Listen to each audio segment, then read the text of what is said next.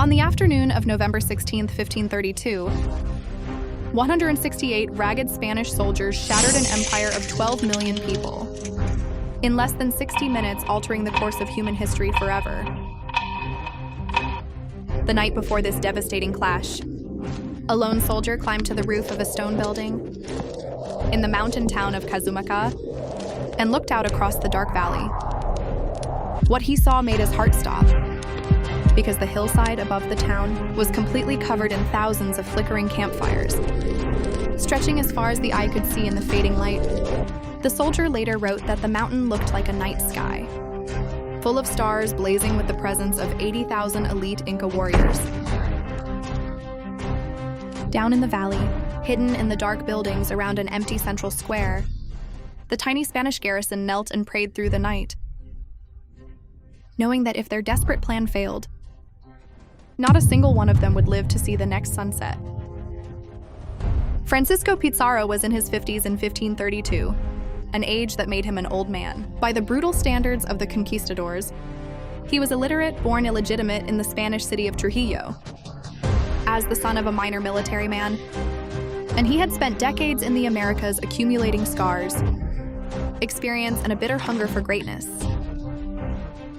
He had heard the rumors of a golden kingdom to the south, beyond the cold Peruvian coast, where civilizations reportedly put silver on their walls and gold on their temples. After 2 failed attempts, Pizarro returned a 3rd time with a royal license from the Spanish crown, armed with steel weapons, horses, and crude firearms that were slow to reload, but terrifying in sound. He was walking into the largest empire in the Western Hemisphere, to Unthinkable, which stretched 4,000 kilometers along the spine of the Andes, possessing a highly disciplined military and a brilliant administrative system. But Pizarro's timing was extraordinary, because the empire had just been fractured by a catastrophic civil war. Smallpox, an invisible killer sent ahead by European contact, had already wiped out a 1/3 of the population, including the previous emperor. His 2 sons fought brutally for the throne, and the victor Atahualpa was now resting with his army at Cajamarca, confident in his absolute power. In his pride, the new emperor agreed to meet the strangers, making the worst decision of his life. In the Inca world, the Super Inca was not merely a king, but the sacred son of the sun god, whose word was absolute law. When Atahualpa passed, the people averted their eyes, and when he spoke, entire rooms fell into dead silence. Having just consolidated control of a massive empire, he felt absolutely no fear toward 168 dirty foreigners. His ambassadors had inspected the Spanish camp, reporting that while the horses and iron weapons were impressive, the numbers were far too small to pose a threat. Atahualpa looked at his vast army of 80,000 warriors and decided he would meet these strangers, perhaps to keep some of them as curiosities, or sacrifice a few to the sun. He was completely unconcerned. But he should have been, because Pizarro, crouching in the dark storehouses around the main plaza of Cajamarca, was not planning a diplomatic meeting, but a ruthless ambush. The plaza of Cajamarca was a large, open square surrounded by long stone storehouses, and Pizarro used these buildings to hide his cavalry and infantry, positioning his small artillery pieces directly at the narrow entrances. The plan was simple, brutal, and required extraordinary nerve, because if Atahualpa refused to enter the square, or if his warriors attacked before the signal, the Spanish would be completely wiped out. The soldiers waited in agonizing silence all morning, but Atahualpa was in no hurry, moving his enormous procession towards the town. Only as the afternoon sun began to descend, thousands of royal attendants walked before the emperor, singing and sweeping the road clean with their hands, followed by nobles in fine textiles and warriors with bronze-tipped spears. At the center of this sea of feathers and silver sat Atahualpa, carried on a magnificent golden litter. When the procession finally entered the great gates, the emperor looked around in deep confusion, because the vast square was completely empty, as he wondered where the strangers were hiding. a Spanish priest named Vicente de Valverde stepped out from a doorway, holding a Bible and a silver cross.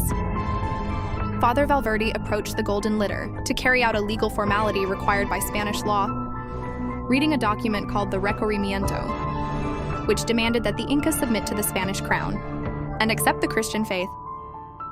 Atahualpa spoke no Spanish, and as his interpreter translated the strange concepts, the emperor held out his hand to inspect the Bible. He turned it over, shook it near his ear, and realizing it made no sound, threw the sacred book to the dirt in frustration.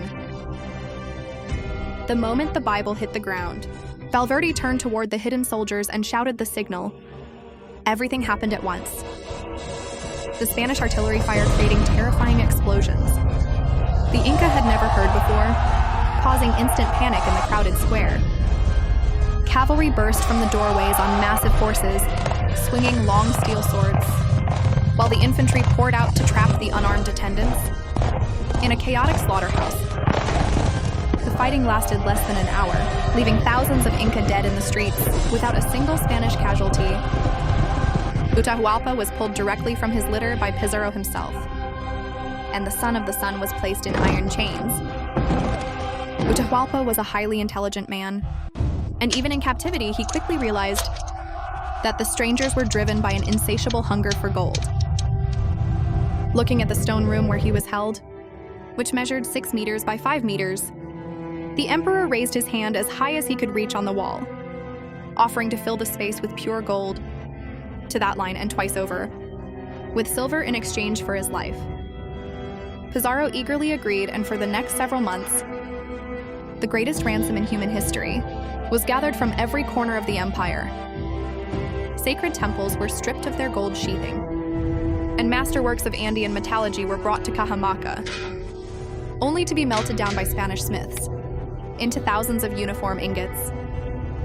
The ransom room filled completely, accumulating a hoard worth hundreds of millions of dollars today.